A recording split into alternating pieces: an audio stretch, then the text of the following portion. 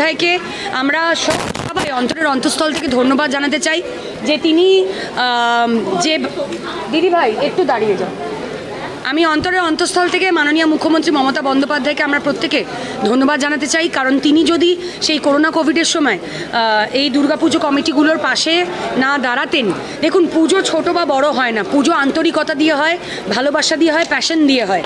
তো কিন্তু যারা আর্থিকভাবে অত বড়োভাবে পুজো করতে পারে না, তাদের আর্থিক অসুবিধার জন্য করোনা কোভিডের সময় আমাদের রুজিরুটি সবারই বন্ধ হয়ে গিয়েছিল। তখন যদি না দাঁড়াতেন অনুদান দিয়ে, তাহলে তারা হয়তো কন্টিনিউ করতে পারতেন না। তাদের মধ্যেই হয়তো দেখুন আজকে ছোট পুজো করে শুরু করেছিল, কিন্তু তারা কন্টিনিউ করতে পেরেছিল মাননীয়ার অনুদানে, সেই জন্য আজকে হয়তো সেই ছোট পুজোই অনেক বড় করে হচ্ছে। তো আমরা চাই প্রত্যেকটি পুজো ছোট বা বড় আর্থিকভাবে বলছি, মানে ফান্ডের যারা যতটা খরচা করে সেই অনুযায়ী বড় বা ছোট বলছি, সব পুজো যেন সুন্দর করে হোক, আন্তরিকতা দিয়ে হোক, এবং মাননীয়া যেভাবে কার্নিভাল করে থাকেন, দুর্গাপুজোর কার্নিভাল, সেটা দেশ বিদেশ থেকে মানুষে দেখতে আসে। এবং দুর্গাপুজোটা দেখুন শুধু আমাদের আনন্দ বা মায়ের আরাধনা তো না, এটার একটা বড় অর্থনীতির চাকা ঘোরে এর মধ্যে। এই প্যান্ডেলের জন্য যারা কাজ করছে, যারা মণ্ডপ সজ্জা করছে, যারা প্রতিমা বানাচ্ছে, যারা থিম পুজো প্যান্ডেল করছে, যারা মেলায় ফুচকাওয়ালা যে দোকান নিয়ে বসছে, যে নাগরদোল্লা বসাচ্ছে, সবার কিন্তু একটা অর্থনীতির চাকা ঘোরে। তো সেই অনুযায়ী আমাদের পশ্চিমবাংলা অবশ্যই একটা লাভের মুখ দেখে এই দুর্গাপূজাকে কেন্দ্র করে। তো সেটা ভালো হোক, প্রত্যেক বছর সেই লাভ আরও বাড়ুক, যার দিয়ে মানবিক মুখ্যমন্ত্রী মানুষের কাজ করবে। এটা আমরা গর্বের ব্যাপার, আমাদের জন্য গর্বের ব্যাপার যে ইউনেস্কো থেকে আজ দুর্গাপুজোকে একটা ব্র্যান্ড হিসেবে তারা স্বীকৃতি দিয়েছে। তো এটা আমাদের গর্বের ব্যাপার, বাংলার মানুষের গর্বের, বাঙালির গর্বের। এটা মুখ্যমন্ত্রী বিশ্বজনীন করেছে এই আমাদের দুর্গাপুজোকে, তার সঙ্গে সঙ্গতি রেখে আমাদের রামকৃষ্ণ পাল যিনি মুখ্য সংগঠক, এই পুজোতে দেখছি দারুণ উৎসাহ, দারুণ উদ্দীপনা। এই ব্যাপারটা আপনি কি? পুজোটা বললাম যে পুজো ছোট বা বড় হয় না, পুজো হয় আন্তরিকতা দিয়ে, প্যাশন দিয়ে। এবং দুর্গাপুজোটা একটা প্যাশনের ব্যাপার, মানুষকে শুধু দেখানোটা না, তারা যে বিভিন্ন থিম করছে, কেউ সাবেকিয়ানা, উত্তর কলকাতায় বেশি সাবেকিয়ানা হয়, থিমও হয়, দুটোই দেখুন আমাদের সময়ের সাথে তাল মিলিয়ে চলতে হবে। এবং মানুষ যেটা দেখতে চাইছে সেই অনুযায়ী আমাদেরকে করতে হবে, অবশ্যই আমাদের চয়েসটাও রেখে। এবং এই পুজো মল্লিক কলোনি সার্বজনীন পুজো, এই পুজোতে আমাদের রামকৃষ্ণদার থেকে শুরু করে শর্মাদির থেকে শুরু করে পুজো কমিটির যতজনেরা রয়েছে, প্রত্যেকেই অত্যন্ত আন্তরিকতা, প্যাশন দিয়ে মায়ের আরাধনা করে। তো শুধুমাত্র তাদের আনন্দটা না, তারা যাতে মানুষকে আনন্দ দিতে পারে, মানুষে এসে একটা ঘরোয়া পরিবেশ পায়, এই পুজোটা যেন তাদেরও বলে মনে হয়, সেইটা তাদের লক্ষ্য, এবং সেইটাই সবচেয়ে ইম্পর্টেন্ট বলে। 21শে জুলাই 2026-এর আগে বলে না, প্রত্যেক বছর 1993 সাল থেকেই 21শে জুলাই আমাদের জন্য গুরুত্বপূর্ণ। তৃণমূল কংগ্রেসের প্রত্যেক কর্মীর কাছে 21শে জুলাই আবেগের, সেটা 26-এর আগে বলে না, আমাদের প্রত্যেক বছরই আমাদের নেত্রী আমাদের দিক নির্দেশ দেন।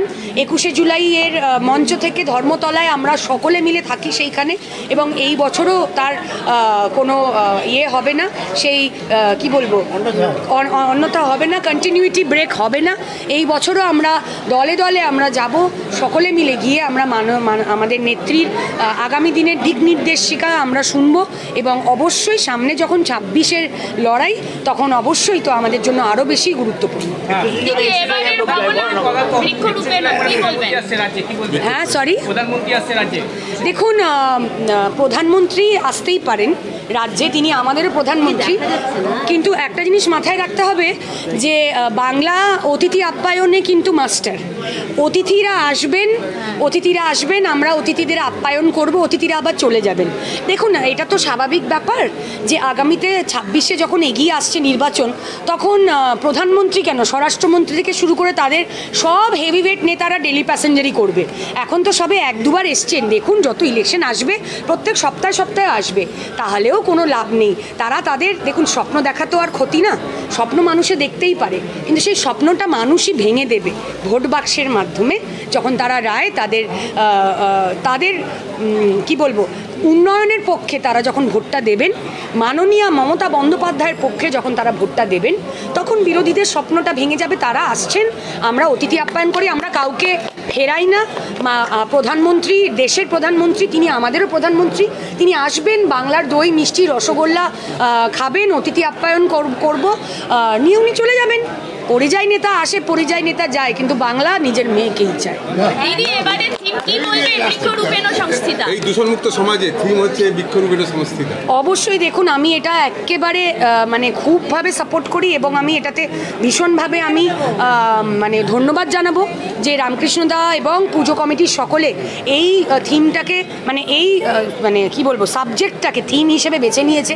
কারণ আমি বললাম যে পলিউশন যেভাবে বাড়ছে আমাদের এনভায়রনমেন্টে, আমাদের বাঁচা দুষ্কর হয়ে যাচ্ছে। আমাদের আগামী প্রজন্মকে আমরা একটা সুস্থ পরিবেশ দিয়ে বাঁচাতে পারবো না।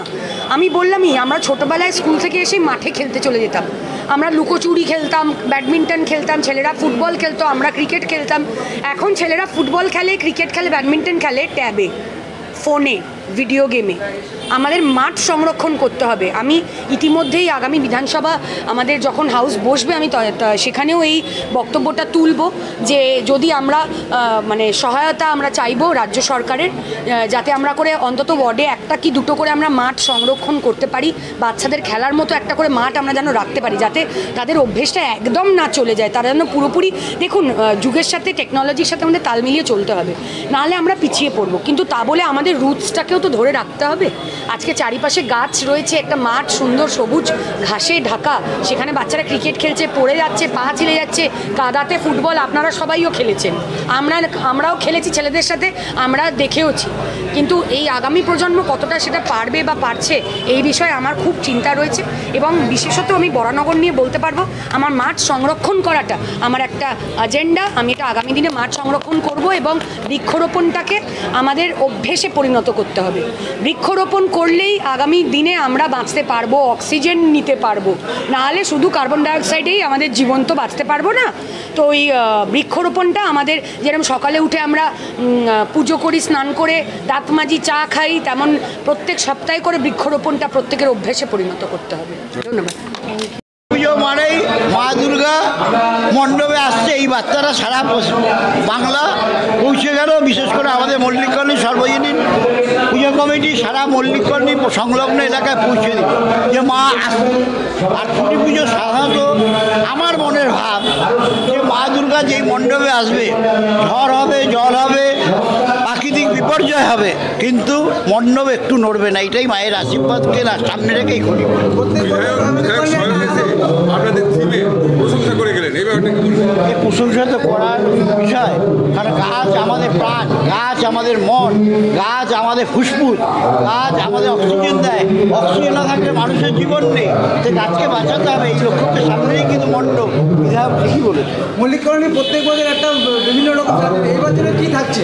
এই বছরে বৃক্ষের রোপণ সংস্কৃতা আমরা মানুষকে মণ্ডপের মধ্যে দিয়ে বার্তা দেবো, আপনারা বেশি বেশি করে গাছ লাগান এবং মানুষ যাতে বেঁচে থাকে তার লক্ষ্যকে সামনে রেখে কাজ করুন। মুখ্যমন্ত্রী সারা রাজ্যে বৃক্ষরোপণ উৎসব করছেন, আর তার সঙ্গে সম্মতি রেখে আপনার এই ভাবনা, এই দুটো মুখ্যমন্ত্রীর যে চিন্তাভাবনা সেটাকে তো মুখ্যমন্ত্রীর চিন্তাভাবনা হচ্ছে সার্বিক বাংলা তথা ভারতবর্ষের মানুষকে সামনে রেখে তার ভাবনাকে আমরা বাস্তবায়িত করার চেষ্টা করি। ক্ষুদ্র এই বছর কিরকম ভিড় হবে বলে মনে হয়? প্রচুর প্রচুর প্রচুর।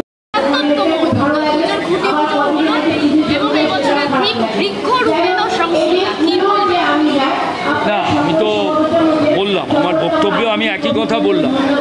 এই আমাদের মল্লিককল্যাণী সার্বজনীন দুর্গোৎসব বহু পুরনো পুজো, 76 বছর। আমারও নপাড়া সতীশ সেন সংসার, নপাড়া সঙ্গীত সার্বজনীন দুর্গোৎসব, আমারও যে পুজো হয় সেটাও 76তম। কিন্তু আমি যেটা বলেছি যে আকর্ষণীয়, সেটা হচ্ছে যে বাজেটে উনি পুজো করে মানুষের মন আকর্ষণ করে, এটা অভাবনীয়।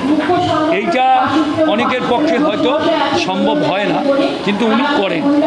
আমারও কম বাজেটে পুজো, কিন্তু আমি তবুও চেষ্টা করি যে মানুষের মধ্যে, মানুষের আকর্ষণে। এখন তো থিম পুজোই হয়, তো আমরা মনে করি এইভাবেই সবাই আমরা পুজো করব, এমন পুজো করব যে মানুষের মধ্যে আমরা আমরা কোনোভাবে বিভ্রান্ত না করে মানুষকে সাথে করে নিয়ে আমরা সেই পুজোই মানুষকে উপহার দেব, যেটা বাংলার জননেত্রী মুখ্যমন্ত্রী মমতা বন্দ্যোপাধ্যায় বলেছেন।